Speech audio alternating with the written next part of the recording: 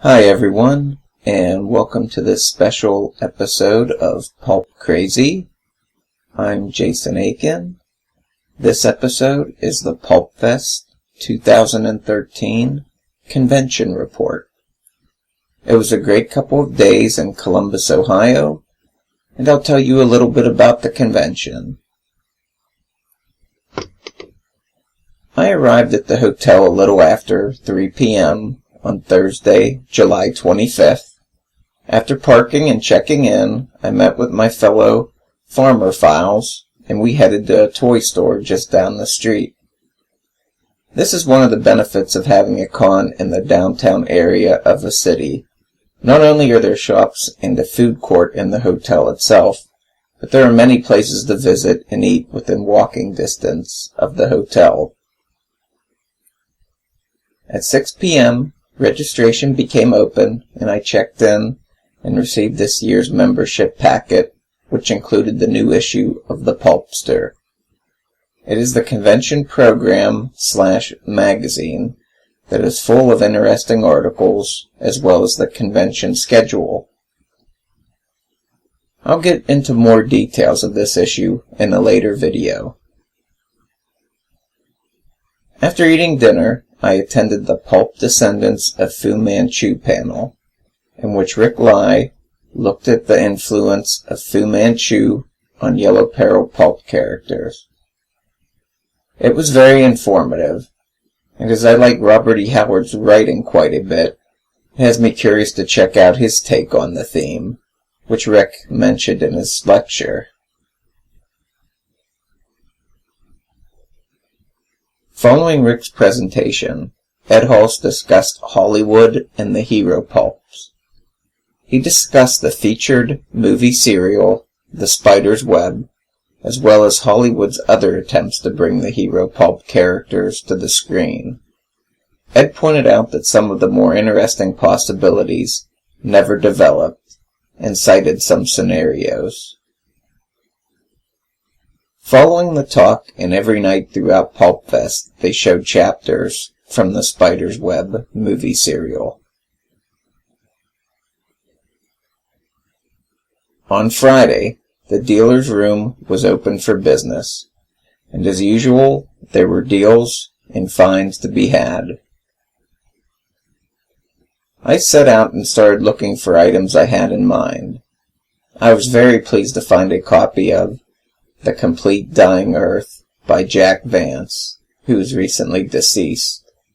These are not pulp stories, but I hear nothing but good things about them and their influence on the fantasy genre. I purchased this and a handful of other books, both fiction and non-fiction, which I will go over in a later video. I also stopped by the Meteor House table and picked up 2 books that I had pre-ordered. The new limited edition hardcover of Philip Jose Farmer's Doc Savage, His Apocalyptic Life, which was a co-production with Altus Press, and The Scarlet Jaguar, a new Pat Wildman novella written by Win Scott Eckert. The Scarlet Jaguar is a sequel to The Evil in Pemberley House, which was written by Philip Jose Farmer and Win Scott Eckert. Both books are extremely well designed and have great covers, both by Joe DeVito and Mark Spiracchio respectively. I also picked up a special print of the Scarlet Jaguar cover by Mark Spiracchio, which attracted many looks, for obvious reasons. Afterward, I picked up some Philip Jose Farmer paperbacks that I had been missing. The Meteor House table had these for sale as well. I also have to thank Chris Carey for making me aware that Philip Jose Farmer wrote in the pulps as well. He was published in science fiction pulps in the 1950s. After finding this out, I tracked down 2 Startling Stories issues, which featured Farmer's The Lovers and Moth and Rust. I will go into more detail on these later, in a later video. In addition to the Startling Stories issues, I also picked up some issues of Fantastic Adventures, which had appealing covers, and an issue of Weird Tales that was in my price range. Weird Tales is my favorite of the Pulp magazines. I enjoy a lot of the stories in reprints, so I really wanted to own an actual issue. All of the Pulps I purchased were from the 1950s. While walking around the dealer room, I spoke to artist Tom Gianni, who autographed my copy of Fists of Iron, Round 1, which is the Robert E. Howard Foundation's collection of his boxing fiction. Tom painted a gorgeous cover to Round 1, and he said he's going to start on the cover to Round 2 when he gets home. I can't wait to see it. I've been waiting for Robert E. Howard's boxing fiction to be collected in a series since I started reading his works in the Del Rey collections. After shopping, I attended a new Fictioneers reading at 3 p.m. featuring Win Scott Eckert and John Allen Small. John read a tribute piece to Edgar Rice Burroughs and Philip Jose Farmer called The Bright Heart of Eternity. I really enjoyed this short story, as well as John's reading from his Avenger short story that appears in the third Avenger volume from Moonstone. The third Avenger anthology is called The Roaring Heart of the Crucible. Wynne read from his new Pat Wildman novella, The Scarlet Jaguar. It features Pat Wildman, the daughter of Doc Wildman. Doc Wildman is Philip Jose Farmer's version of Doc Savage. Wynne also read a teaser from his upcoming Honey West and T.H.E. Cat novel from Moonstone Publications.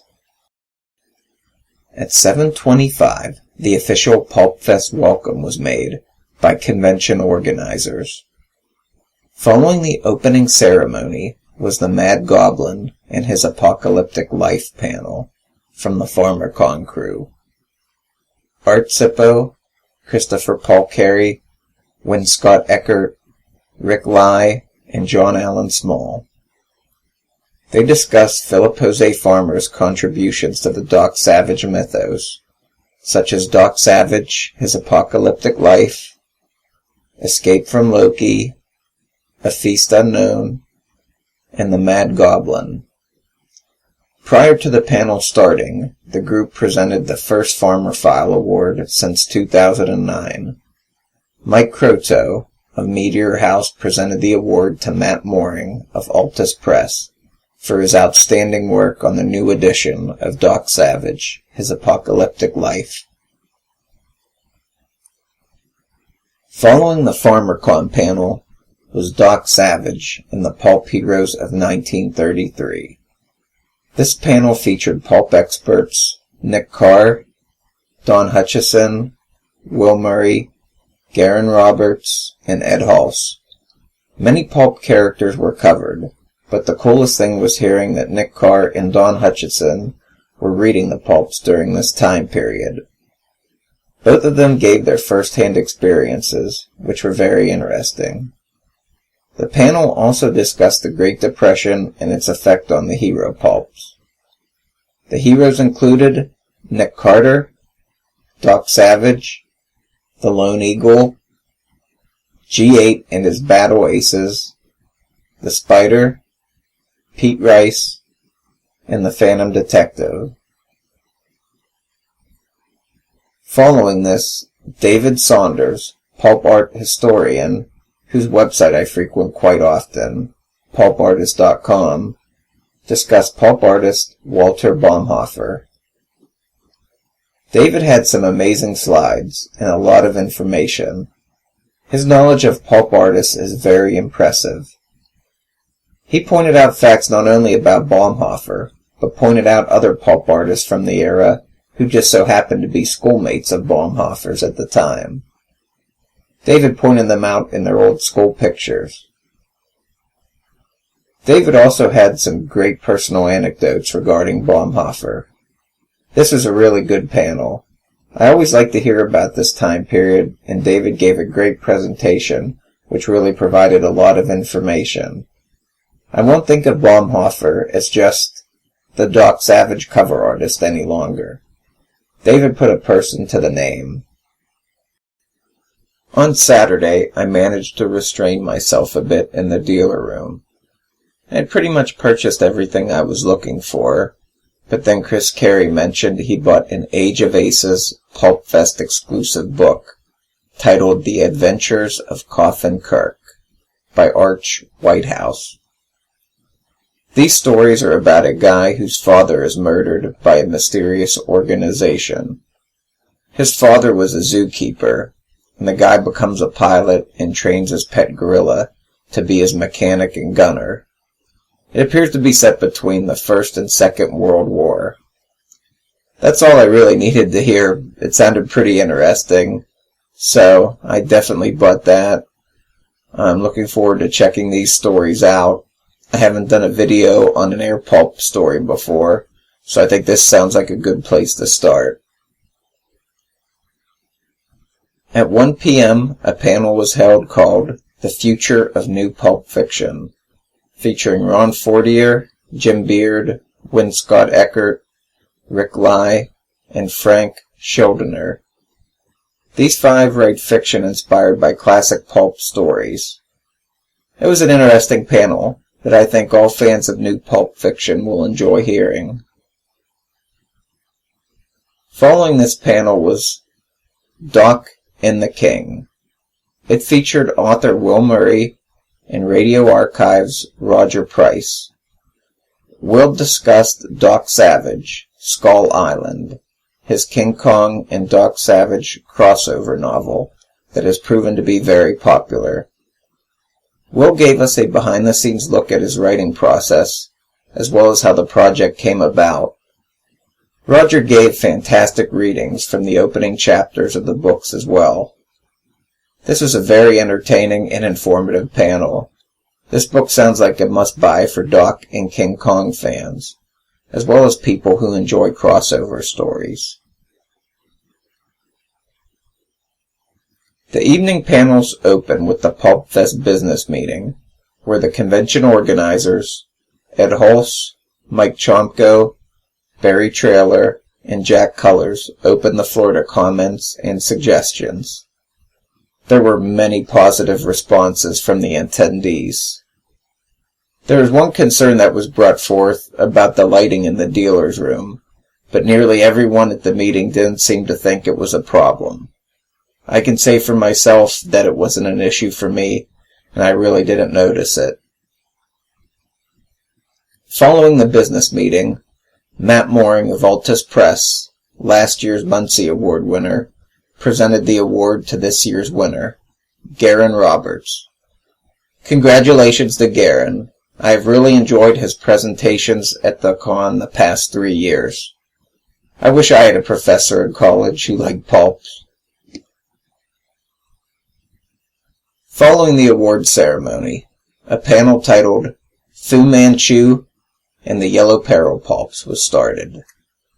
On the panel were Ed Hulse, Gene Christie, Win Scott Eckert, Nathan Madison, William Patrick Maynard, and Will Murray.